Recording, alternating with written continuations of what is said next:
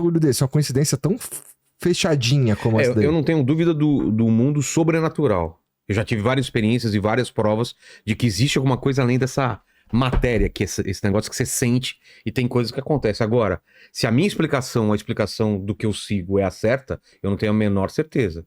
Porque uns vão chamar de alien, outro vai chamar de demônio, outro vai chamar de espírito, de gente morta. Mas que é algo... Mas que tem algo, tem, cara. Tem alguma coisa que toca na nossa realidade, que a ciência também pode... Eu vejo a explicação da ciência e eu acho que é possível também, que são universos paralelos, universos que interagem com esse sem ser esse universo, um universo com mais dimensões, né? Mas de qualquer forma é outra coisa, transcendental, outra coisa, né? exatamente, que pra gente parece uma coisa sobrenatural, assim como... É que eu li um livro no passado que chama Platolândia, cara. Era muito legal você ler esse livro. Que ele dá um exemplo pra você entender como os nossos sentidos não alcançam se a gente estiver contracenando com um ser de 4, 5, 6 dimensões. É a mesma coisa de um ser bidimensional. Imagina que é um ponto. Entendeu? Ele só tem altura e largura. Ele tá numa folha de papel que é o mundo dele. O mundo dele é plano.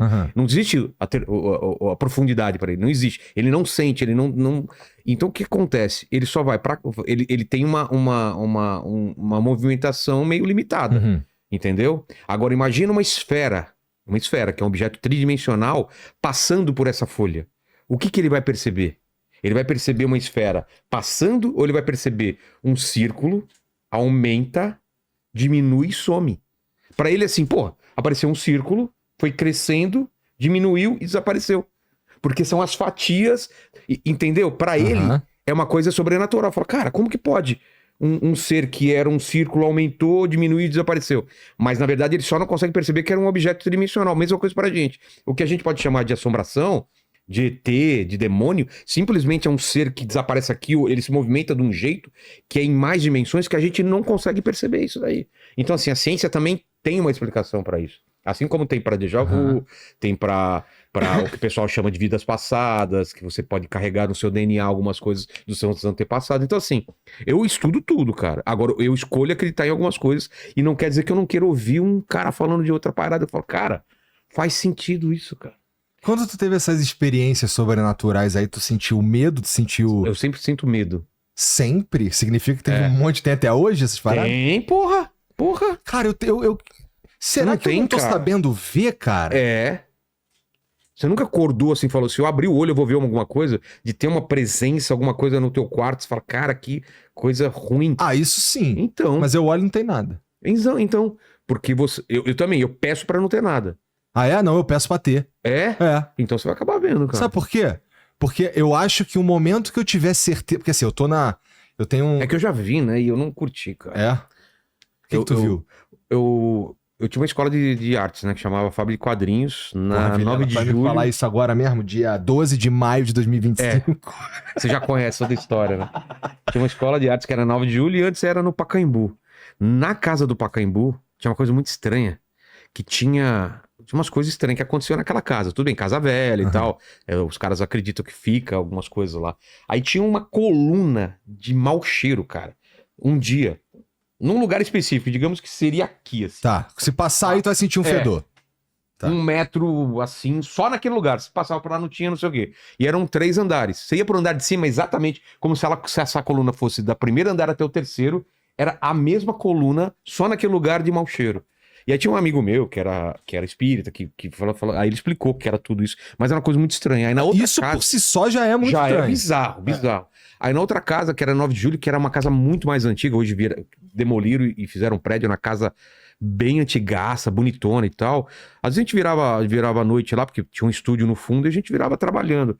E eu era um dos últimos sempre a ir embora. E aí tava eu e esse cara, que era mais ligado a essas paradas. E eu falei, porra, seus filhos estão em cima. Eu escutei criança brincando, cantando e tal, no andar de cima, que era o dormitório, onde a gente dormia quando virava a noite lá. Aí você tá escutando também, né? Falou, não, meus filhos não vieram. Eu falei, cara, vamos embora agora. Nossa, assustador, claramente, moleque. cara, criança brincando e não sei o quê. E no andar de cima, e não era alguma coisa. Falou, não, eles moram aqui, é do bem e tal. E eu não esperei pra saber se era do bem. Mas eu volto e meia. E tem história mais assim, arrepiante, assim, que aconteceu comigo. Eu falei com o Sacani já sobre isso, o que poderia ser. Tô indo No meu primeiro casamento, lua de mel, sem grana nenhuma, peguei o meu Brava, um carrinho, fiz uma loucura de ir até a Terra do Fogo. Você tá ligado? Né? Terra do Bom, Fogo. essa parte eu sei. Uhum. Terra do Fogo é, cara, é lá na pontinha perto. O Ushuaia é a cidade mais ao sul que existe no planeta, pertinho da Antártida. Beleza.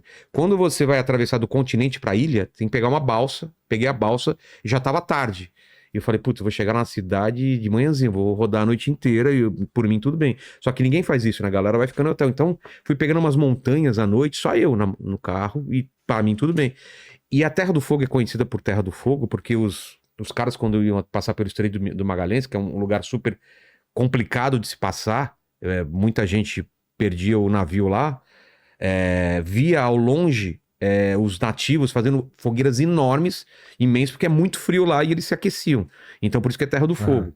E eu vi uma fogueira muito ao longe também. Eu tava aqui, subi na montanha, e ao longe eu calculei uns, sei lá, uns 10 quilômetros, mais ou menos, tinha uma fogueira, que eu falei, deve ser muito grande, uma bola de fogo, uma fogueira, alguma coisa, e beleza. E eu subindo e virava e não sei o quê, e a fogueira no mesmo ponto, assim. E eu, tudo escuro, mas eu fazendo o cálculo, falava, meu, essa fogueira já devia ter ficado pra trás. Mas tudo bem, de repente eu tô fazendo uma volta e voltando pro mesmo lugar e ela tá lá. Só que, cara, é muito tempo, cara. Tô falando de horas, aquela fogueira, aquele fogo me seguindo, cara. E aí começou a me dar um cagaço. A minha primeira mulher lá, a Helena, tava dormindo. E eu falei, acordo, não acordo, e o que eu faço? Parar é pior, se esse fogo vem pra perto e não sei o quê. E ele mantendo a mesma distância, cara. Meio que flutuando, assim, ao longe, assim. E eu subia a montanha, descia, e ela, cara, mantendo igual o carro. Cara, até hoje eu não sei que porra era aquela. E de repente sumiu. Caralho. E eu falei, eu não. Sabe aquela que eu tenho que dirigir, eu vou chegar em algum lugar, alguma casa e lá é deserto. Não chegava em casa, em hotel, em cidade, em nada, aquela porra.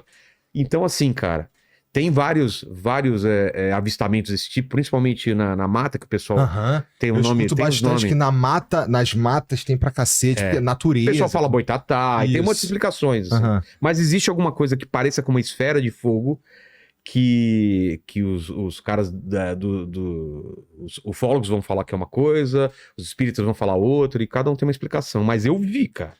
Então, Só que quanto mais passa o tempo, mais eu falo, será que eu vi mesmo? Mas eu vi, cara. Só que vai passando um tempo e você fala, cara, é tão absurdo. Hoje em dia, quando eu penso, é muito louco. Eu queria muito ver, porque eu queria ter mais fé. Sabe? Eu nem sei se eu... Bom, não sei. É só você pedir, cara, sabia? Você pode pedir uma prova. Fala assim, eu tenho dúvida, me dá uma prova. Coloca a prova, cara. Eu te garanto que se você pedir de coração, alguma coisa vai acontecer. Tô te falando. Eu já fiz isso, cara. Porque assim, não é que... quando eu te falo que eu acredito que eu tenho ficado cada vez mais crente, é porque tem, assim, quando acontece umas coincidências, assim, que são muito coincidências. Tipo, um cara que... Tu tá precisando de um cara, tu não sabia que tu tava precisando desse cara, e a última vez que tu falou com esse cara faz alguns anos, e de repente chega um salve. Quando chega aquele salve, tu, caralho, esse maluco aqui me ajuda a resolver meu problema. Eu não tava nem pensando nele. Sabe qual é? É tipo, caralho, louco isso aqui, cara. E aí, e quando isso acontece repetidas vezes, e não necessariamente só isso, mas, sei lá, uma coisa que acontece no momento perfeito pra que outra coisa dê certo. Sabe qual é? Isso aconteceu bastante na minha vida, mas eu olho como, isso aqui pode ter sido uma coincidência, foi uma oportunidade que apareceu e eu agarrei, não sei o pessoal chama de sincronicidade, né? Paulo Coelho falava que se você quiser alguma coisa, o universo conspira a seu favor. Cara, eu tenho provas absurdas sobre isso, assim, cara.